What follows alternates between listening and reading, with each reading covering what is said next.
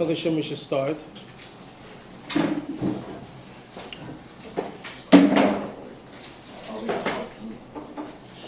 So just due to me personally having to deal with a particular topic over the last, I guess I've been dealing with my whole life, one or another. I think as we begin to talk, we'll clarify it on it at least a little bit when we begin to talk.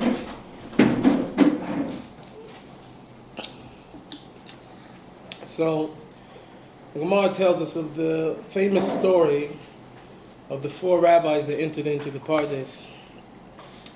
And probably the most famous of the two was Acher and then Rabbi Akiva, right? The worst that could happen and the best that could happen.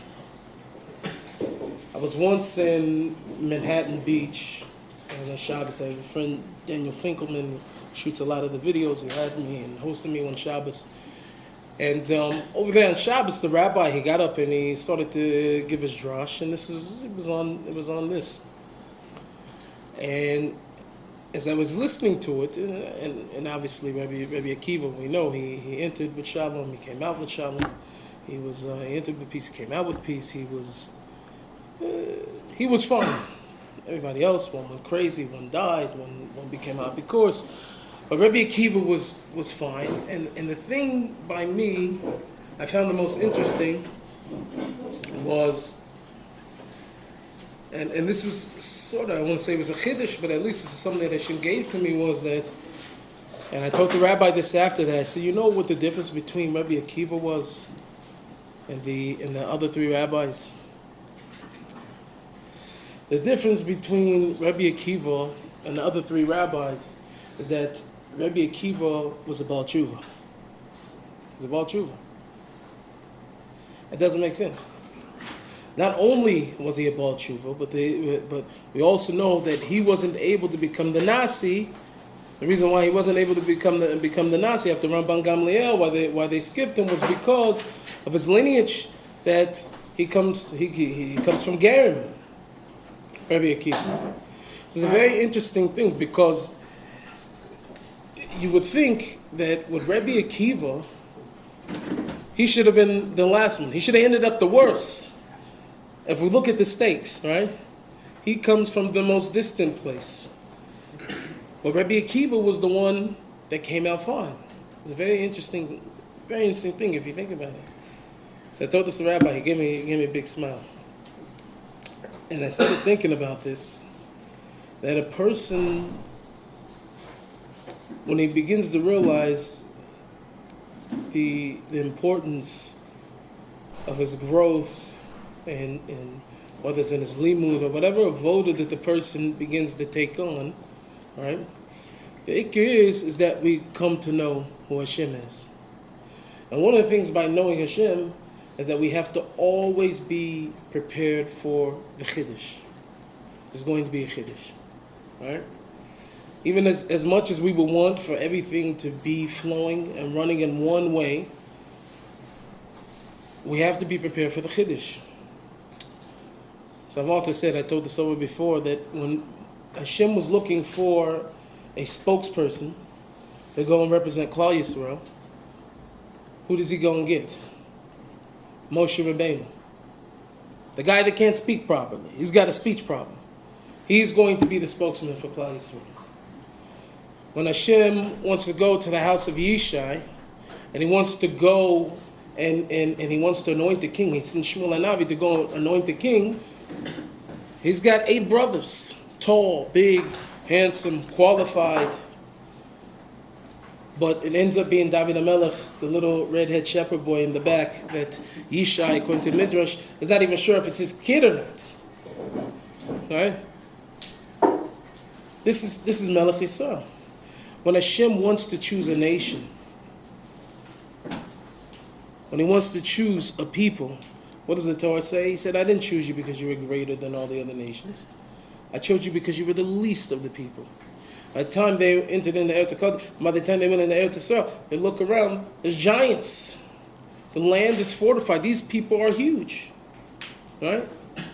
And of course, would seem to a person that yes, every time, I remember as kids, every time before, you got a snack or something like that, they always, I know my kids do it. Baruch Hashem.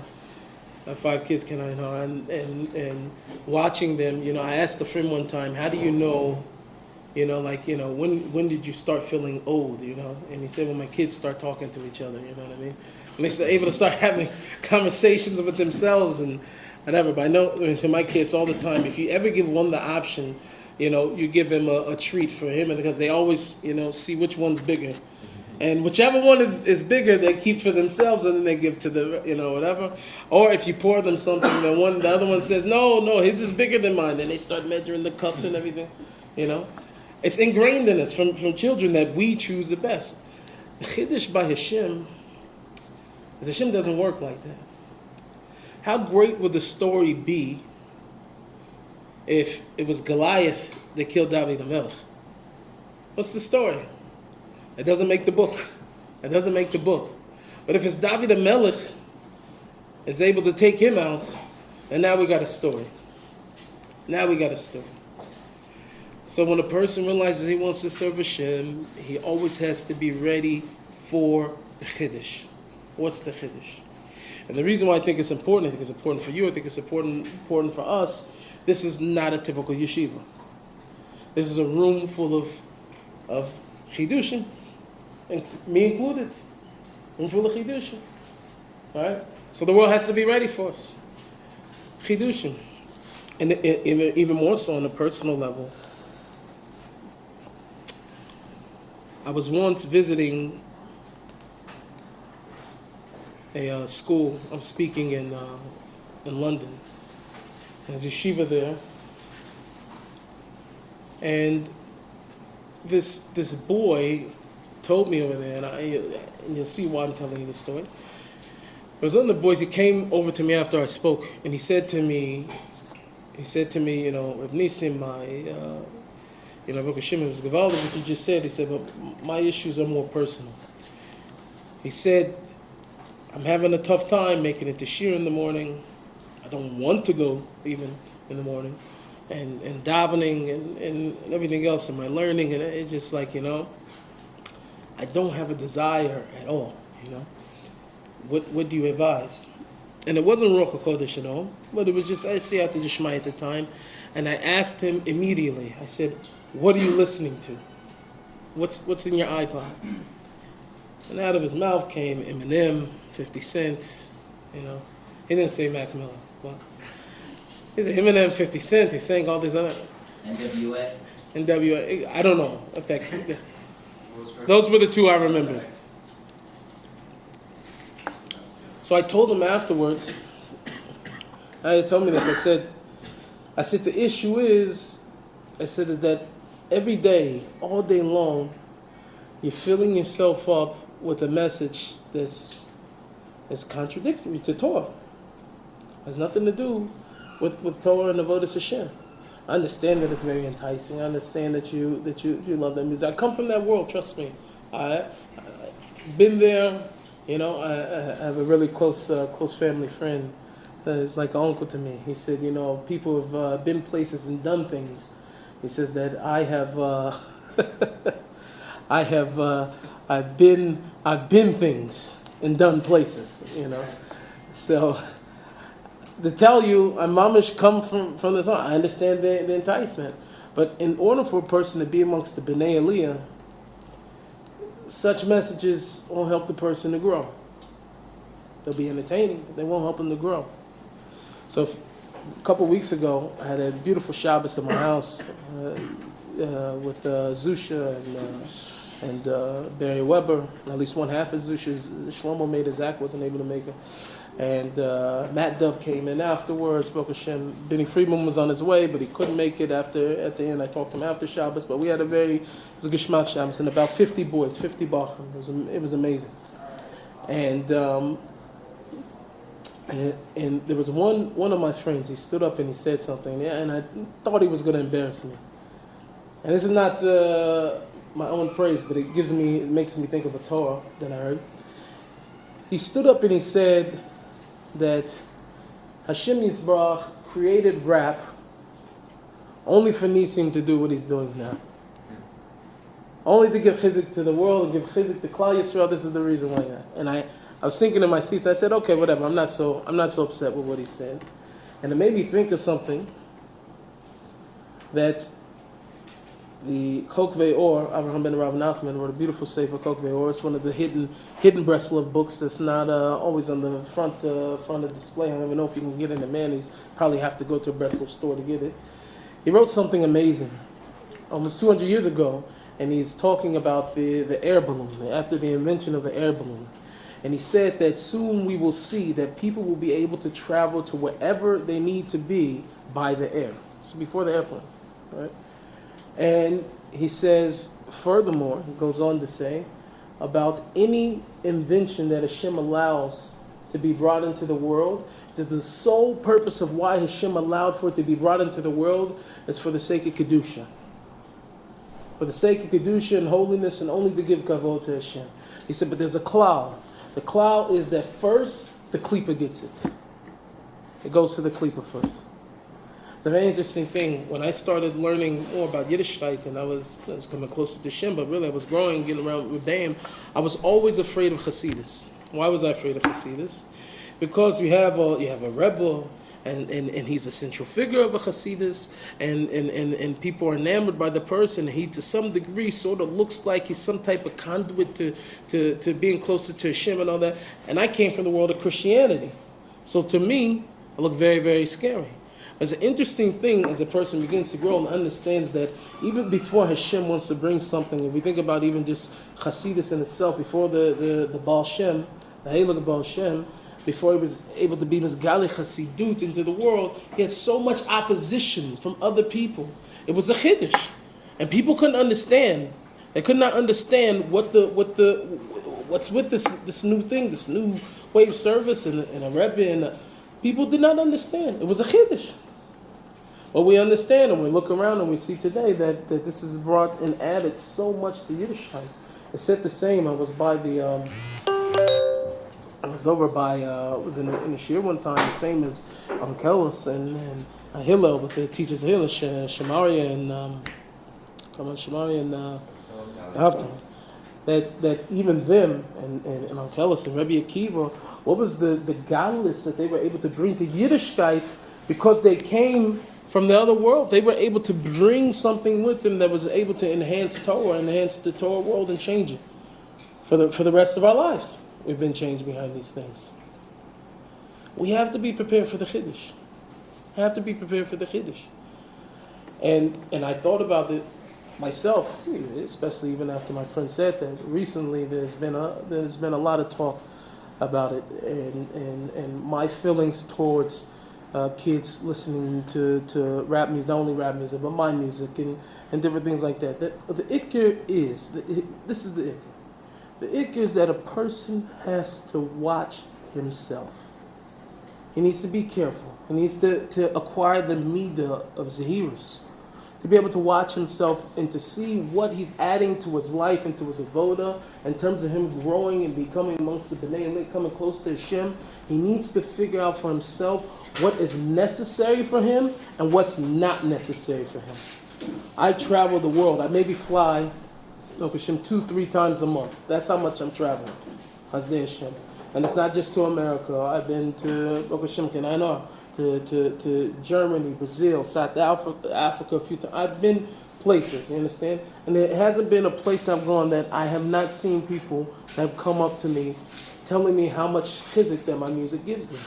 On the other end, I could come somewhere else over here, not everywhere in Meishar, but it's all somebody telling me that I'm doing the worst thing in the world. Right? Because it's two avodas. The person has to understand, I've gone to tzaddikim and everything. I've gone to tzaddikim about what I'm doing, for sure. And if I didn't get a green light, I wouldn't have gone. As much as I felt for myself, this is what Hashem wanted me to do. And so then the question comes up about Bachram and should they be listening? Should they be making? What's the whole question? First off, a person needs to know the midah of zahirus. He needs to watch himself. And he needs to know what's good for him. He needs to know what's not good for him. And he needs a rebbe. He needs people that he could go to. He needs seekers, chaveim. You need chaveim that are trying to float. People that want to be close to Hashem around him. You understand what I mean? that you can always check in. Person's checking in with himself constantly, checking in with himself to see if what I'm doing, is it appropriate for me or not, and my place. And so most recently, the question has come up about Bacham and young men, even like yourselves. Should you be rapping? Should you not be rapping? Where's Bebani anyway? Bebani was here last year. He's not here. It's coming. Huh? It's coming sometime soon. It's coming sometime soon. We had this to be. We have a rapper this year named Noah. I know we got a rapper in the building today. So there's nothing against you, Noah. We're in the same boat. Nothing against you. But the emes is, and I'll tell it to you like I told it to everybody else. It's not to pick on you, for sure not. But a person needs to understand there's two avodas, right? One avoda, I'll explain it like this, and I'll tell you why I'm explaining it like this. So we know the great Rabbi Eliezer, right? When he had a conflict in Gemara with the other rabbis, right? And he calls out first to this place. Let the walls say, let this say, let the Shemayim and the Bas Kol comes and whatever, right? He's going, but the ikka of it was, and with the Nakuda, the story was teaching us that no matter how great a person could be, you know, at the end of the day, he needs the robe opinion. And what I say that to say is that a person needs to be able to check in with Tzaddikim and Rebbeim and all those things. So that's one of Why would rap be like against? Huh? Why would rap be against anything? I agree. Yeah. I agree. It could be, could not be. Yeah. I understand why. I can clarify it. One of the things I've often told people, like, why do people have an issue with the rapper? At least me. I'm not talking about hurting anybody or anything like that. I'm talking about coming close to shit. That's all. I rap about what's important to me, right? But the issue is that what a lot of people don't really understand, and it's on many different levels. So on one level, black music in general, but rap music was birthed in the Bronx, right? And by African Americans in poverty. 1970s. Well, I think it was 79 is when Rapper's Delight came out. I mean, but it was obviously a part of the culture before then. But that's the time that it comes out, and it's misgali to the world, right? That this is such an Indian as rap, you know, and it's a very interesting thing, because that genre, more than anything else today, is the most distant away from Yiddishkeit because of where it was birthed and its whole entire culture as something so foreign. But you take the Beatles, and you take I even heard from Led Zeppelin. I've heard other people that were music of white genres to some degree, even some pop. And I hear this stuff in Jewish music all the time today. You understand what I'm saying? And very popular records by very popular singers. I hear these type of things. It's made its way into Jewish music. People think that it's stuff. If a person knows music, he knows it. He listens. He hears. You know, some of it's maybe not as contemporary. Some of it's taken from the 80s and the 70s and different things like that. But it's in the music. So what's the issue with rap? As it's a very, very distant thing. But the funny thing is, I said, just like I told you that Hashem will go and get Moshe Rabbeinu, and he can't talk. He'll go get David HaMelech. That Hashem, a person has to always be ready for the Chiddush. Because today, I know of many people who are coming closer to Hashem because of rap. Specifically my own music. I don't know for everybody else. And I know there's Nissim and there's other guys that are doing it. Not saying, but I'm saying from what I'm seeing, is that people are coming closer to Hashem from it. And my only connection to it is, right? My only connection, and the only way that I can make it is from my heart, is I want to be close to Hashem. So I write music about it. And such is the way with any music. Why is it today that it's so hard? And we're not just talking about you. I'm talking about the most stark yeshivas. I have every week, Baruch Hashem, about 30 to 35 Bacham that come to me to eat Shabbos meal every Friday night. We got to do a Lev Tzion Shabbos, actually. We're going to do this, Come with these boys in the shade. But most of this chevra come from the Mir, Brisk, Yabdil, and all that. And I talk to a lot of the guys. They listen. It's very hard for people not to listen to Goyish music or to listen. No. Huh? No. Listen. That's a shalom. But Amos, listen. It's a very, very, very hard thing for most people. So me and my brother-in-law, we were talking about it. And the only way that I was able to really look at it was to be able to say, listen, there's a nakuda of emes in that music. You understand what I'm saying? Even though it's not an emes. I always use this example. We take Eminem, right? And he wrote a song about killing his mother. Right? Wanting to kill his mother. I'm sorry, mama. Different things like that, right? I have a few things to say about that. I never meant to hurt you. Sure. I never meant to make So, but here, listen to this. No. I want you to hear this. Listen. Bahamas. Did you like that song? You like the song? Yes, it's a very good song. It's a very good song. Let me ask you. I'm gonna be honest with you. Yeah. You don't have to be honest with me, I'll even be though I would honest. like you to be. You want to kill your mother? Nah, it's just like a good tune. Like, Yeah. it's catchy. Bahamas. It's more than that. I'm gonna tell you what it is. I'm It's gonna not tell you what it crazy. Have you heard Stan? Listen to Stan. Yeah, Stan. That's amazing. So listen to me. Now listen to me. I'm gonna tell you. I so many different things I can tell you in the singing. Kevin, listen. I really want you to listen to me. Now, what's the thing about what's catchy about it more than anything else is that there's a nakuda of emes, there's a nakuda of truth in the music, as that he feels the way that he feels, very passionate about what he feels. It may not be your truth, and you may not want to hurt your mother, right? But the fact that we have neshamas, right? Hashem gave us a neshama that's yearning for emes, right? That even if something, it could be. Well, we're living in the Alma Shikra according to Zohar anyway, but it could be shakir. But as long as it to that person is emes, something it draws out of me. And this guy over here who's singing Tehillim, he's singing something from Tehillim. I don't know if he's connected to what he's singing over there or not. It sounds cute or whatever. I'm not saying by every guy, but I'm saying that for most people, it's a little bit harder for me to connect to this person singing a pasuk over here over and over and over again, and the song never really changes. It goes up and down, but it comes back to this pasuk. But over here, this person has given me a world of his truth. So therefore, I'm drawn to that. So I understand it. That part. There's attractive things over there by these things that pull and draw a person towards it. And I think, me personally, that it's this nakuda of emesis over there that we're looking for, that maybe today we're not feeling like we're getting so much from our contemporary, our Jewish music that we understand today. And another thing on this, when I went back to that, you said, why the issue with rap? Now, most people, most Jewish boys, the first thing they think of when they think of rap, all that I'm talking about from boys and I, is Eminem.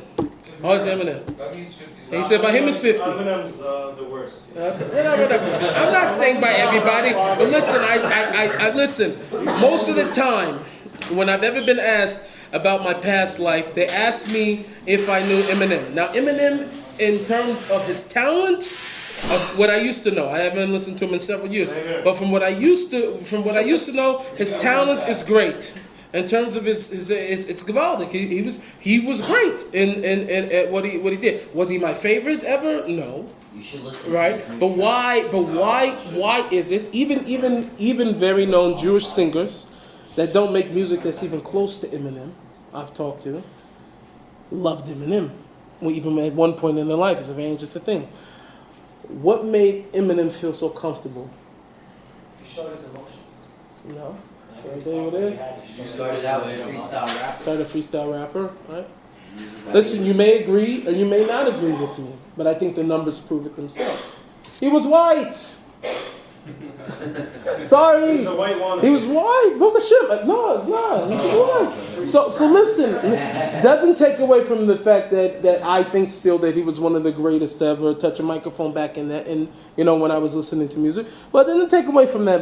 But for on the other hand, it makes the person feel more comfortable if he's a white yeshiva bar. Like, okay, whatever. If I'm going, that's fine. I'm listening to Eminem. He feels a little bit more comfortable with him because it's less foreign. But when I look at hip hop as a whole and understand this as black music, one Barker, he actually told me this. He said, it's not real racism, but Emes, there is.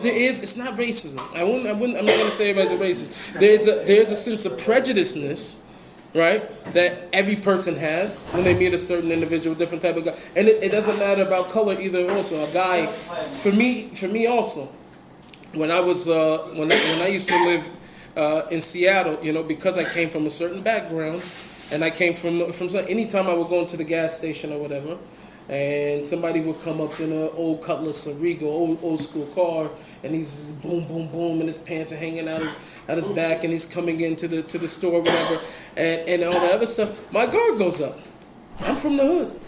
And because I came from that past, you know what I'm saying? I'm always looking for, if he's staring at me, I'm staring at. You understand what I'm saying? Institutionalized to some degree in the mind, but that was the way that I felt. I felt less comfortable than if a guy came in. It doesn't matter even if he's white or not, and he's wearing a fisher's hat, and he comes off. He's an old man, and he comes in. It's a prejudice that sometimes people have, whether it's there or they don't know. So that's one of the things. That's for sure one of the issues. If there's a prejudice towards something, and that's okay. That's okay to some degree, because why? Like we begin the discussion, we have to be ready for the Chiddush. The emes is that most people are not ready for the Chiddush. So we discussed Rabbi Eliezer in the Gemara. So what's the other avoda? So that's one avoda. Now all of a sudden, I feel that I'm right. I know that I'm right. And even Hashem, the Bas Kol, can come and say I'm right, but I still need to check with Tzaddikim. I need to go to the other Rebbeim. I need to see what the Rov opinion. There's another avoda that's never usually ever discussed. The other avoda is what Reb Nachman said on Avram Avinu. Hey, look at Reb Nachman. Is that Avram Avinu was one. To me, Avram Avinu was one. Avram Avinu was one against the whole entire world. The rest of the world said, there are many gods. There's so many different Hashems, come buy one, whatever the case is. But Avram Avinu had to be one against the whole entire world to be able to show that there's only one Hashem in the world. And he had to be so convinced of the emes that he couldn't care about what anybody else in the world thought. And it was his job to go and reveal Hashem's oneness into the whole entire world. This is what Avraham Avinu was. And Avraham Avinu in his time was a Chiddush. He was a Chiddush. Avraham Avinu had to stand against the whole entire world. Do you understand what that? You understand how much a person would have to think that he is crazy if he thinks one way and the rest of the world thinks another way? I know I've been in so many different tekufas myself, and I even know my brother. One time I have to tell you a story. My brother-in-law, I always say my brother because he's been my best friend since kindergarten, Yosef. I remember one time, in one period, he was in between jobs. He thought he was going to get one, and it didn't end up working out. And then so he ended up needing to find work. Very inspirational story. So he was your brother-in-law, but he was your friend in kindergarten. So He's been my best friend since kindergarten, and we married sisters. So you guys married each other's sisters, or one of Our you wives are married each other? sisters. Our wives are sisters. Okay. We were best friends since kindergarten. In kindergarten, we had some time a little bit after grade school, we split and we came back together. We were making music or whatever in that world. I was dating my wife already, even by the time I hooked back up with him. And I married her, and then the next year he married his sister, and then after that we were all Magaya, and we both got married again anyway. All right? So, Baruch Hashem, so I have to tell you a beautiful story on Rabbi Yosef. But I remember one time that he was in between jobs, and he had to find another job because the other job that he was waiting on, it didn't end up working out. So every day we're spending time inside the kollel, and I was there. Every single person had every type of idea of what he needed to do. He needed to do that and that, and he was steadfast that, no, I'm going to go learn Torah. I'm going to go spend time in his bodiness. He reached out, I think maybe to Rabbi Lezer Brody, I don't know, maybe Rabbi or someone, and he reached out and he asked what should he do. He said, put a minimal time into looking for work and spend the rest of the time in Torah and Avodah. Spend time talking to Hashem and his bodiness. I watched it, I seen it. I had situations like this also in my life. I tell his story. He, in the end, wasn't listening to what everybody, and everybody had opinions. And at some point, when you feel so much pressure from other friends and people, family inside the community, and you don't know which way is on, you think that all of a sudden something's wrong. And not to say he wasn't trying, he did try, but this is what he got from Das. He checked in with Das. This is what they told him to do: go the way of Amunah. In the end, he ended up getting the job. That for him was a really good job. A job he didn't even apply for. He didn't even have an interview. A job came up. Somebody called him, asked him if he knew how to do some type of handiwork or something like that. He said he painted one time and they gave him a job. You understand? You understand what I'm saying? And to everybody else's dismay, he's not that. And they told him to do this. He needed to go to school. And I'm steadfast. Hashem's going to bring me what it is. Now, that's in the way of waiting and bitachon that a person has to have. You understand that I'm saying on a much bigger level, Avram Avinu is going out. I'm saying this is the real. You talk about a milchama hayetz, a war with the Yetzer Hara. He's battling against the whole world. To say that there's one emes, there's one truth, there's one Hashem in the world, and I don't care what nobody else says. And from that, he's being able to bring in, reveal Hashem's oneness into the whole entire world because he was steadfast, he was stubborn. Rav Nachman talks about a person that wants to come close to Hashem, he has to be stubborn. He needs to be an akshan. He needs to be able to have. So that's another avoda that a person has to apply to be able to understand. And on the other end, for me, I say this on me personally, I had the stories. I understood why Hashem and all these other things that brought me back to music after the fact. In the beginning, I was very, very scared. I'm going to tell you this also too now. Most of the young people that's come up to me, that's talked to me, very talented people, very, very talented people. And not usually rappers, mostly singers and different things like that. Everybody's so ready to just get themselves out there, to get their name out there, to do that.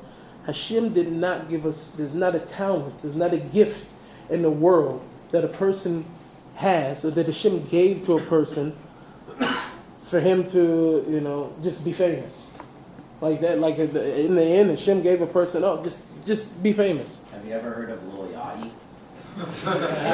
Like he literally is so bad, but he just became famous because people like that stuff. Right. I mean, I'm so sorry. This has been happening in the industry for a very long time. Sorry. Mambo rap. The whole rap. So, right. But the emes is, look at this is what I'm saying, is that a person himself, he needs to understand that the reason why Hashem gave me a certain thing, he gave me a certain gift, he gave me a certain task, he gave me something in life, is to be able to bring Hashem into the world. And on that, it's possible for me to be an action. It's possible for me to be bold. And it's possible for me to go out and not to care about what the rest of the world thinks. Because I know for myself, I'm only looking for what it is that Hashem wants me to do. And I know for myself, I'm only trying to do what it is that I can do to be able to grow, to have true kibbutz Hashem, to really be close to Hashem, to do whatever my purpose is in this world, I want to achieve. Right? But a person has to be willing to be. We didn't say before. He has to be willing to be, and he has to be always expecting the Chiddush. Where is Hashem now? Said on the tzaddikim before, especially by the Baal Shem Tov, was always looking from moment to moment what it is that Hashem wants for me to be doing right now. Because things change in a moment and in a second. Things can change. So, because I want to conclude by saying this, that the ikkur is for each person, and I want to say even for you guys, because I can already tell from the cover, I know yours is very, very public. Everybody already knows you're a rapper. You're the rapper. I'll spit some bars for you. Maybe I could be a feature on one of your songs. Yeah, you guys should I'd love to hear you afterwards. Afterwards, I'll hear you. Way too wet. But listen, the emesis, listen. Roll that for a Lev Tzion. Listen, the emesis, we all have gifts. And we all have talents. I know for me personally, as much as I was trying to grow in the Avodas Hashem, I did not want to go back to rap. Me myself, I discriminated against myself because I had a relationship to it that was not good, right? That was my relationship. I was, it wasn't something that at one point was helping me grow in the Avodas Hashem.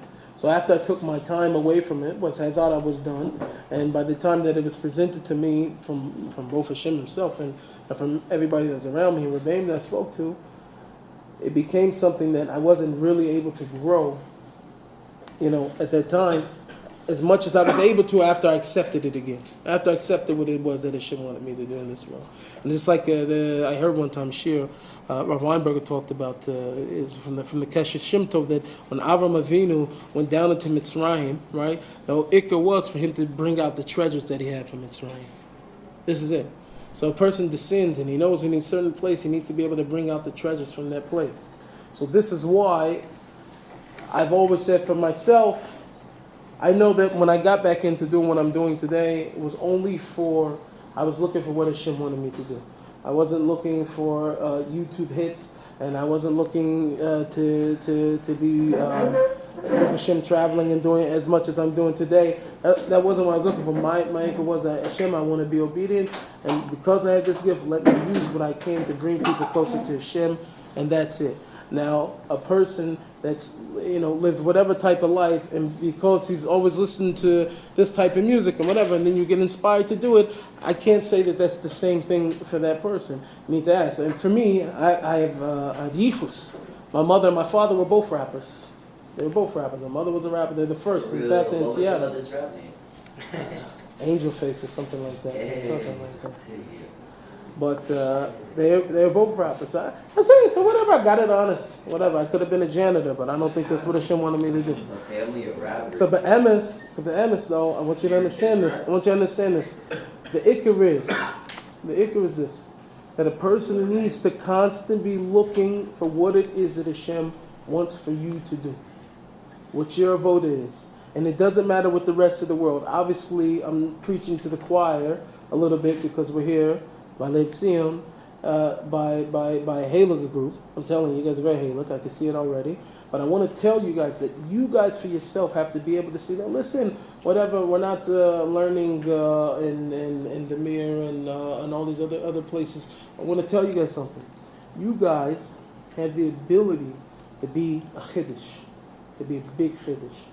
Nachman says, right, and this is something that has inspired me. I want to tell you this, and the first time I read this by Reb Nachman, Mamash inspired me. That he said that the greatest kavod and the greatest glory that Hashem has, and the biggest honor to Hashem, is those who are far, right, that appear to be far, whatever, coming from where we come from, come into Hashem. We change the world when we come up. Because let me tell you something. When you come, if a person takes a match, right, and he goes into a room and he lights up this match, it's been said by everybody. Everybody says the Rebbe said, I heard it by the Lubavitcher Rebbe, who Reb Nachman said, I heard it. Listen, you take the match and a little bit of light dispels a whole lot of darkness. What you have to understand is that there are people today in the world that know that there's a Hashem Yisbrach. They know that there's something about a Torah, and they know the power of a Torah can change because I came to Hashem. I didn't do anything. I wasn't looking to go out. I didn't start writing a campaign or nothing. I started going to look for Hashem. And because of that, I just recently went back to go visit family and friends and everything like that. There are so many more people that know that there's a Hashem in the world, and a place where it's dark. Now there's a Hashem. At least there's a knowledge, there's dasik. There's a Hashem in the world because of you. So every single person that you know, and every other person that you've ever been around, and every place that you've been around, the fact that you guys are in your place of growth and coming closer to Hashem, there are more people that are going to know about Hashem, as opposed to where if you're in the mirror, Hashem's all over the shelves. Nothing against the Chevra over there. They have their avodah. Baruch Hashem. I often say that if it wasn't for the people that kept going in the way of Torah, there'd have been no porch light on for me to come to. You understand? There'd have been no porch light on. Because people were there, we have something that is reserved. And so, but our job is, what's our avoda, is to come in and to be the Chiddush. Somebody asked me the other week, he said, a Chiddush needs to be something new. To do something different. To be the new thing. And somebody said to me recently, it's like, why don't you do like more like Carl Bach songs and everything like that? My answer was a Carl Bach. It was a Carl Bach already. What? Now you need a black one? Baruch Hashem, we can have both. You have the white wine, you have the red wine, you have the. But there already was. And not that I'm saying in my head that I was thinking about for Chas v'Shalom. I wasn't even thinking about changing Jewish music. I just wanted to make and do what Hashem wanted me to do. So what I'm telling you is take from me at least that. Take from me at least this, that what the avoda is to look at yourself and look and see with all your gifts, all your talent, and every single thing that you have, and figure out how can you use what it is that Hashem already gave you to be able to bring His light into the world in a new and profound way, right? Hashem should give us the strength to be Chiddushim, to bring other people close to Hashem, and we should all be tzaddikim, and we should all be zokah to see the base of Mikdash in our times. Get your shirt. Thank you so much. Yes, I should put it on.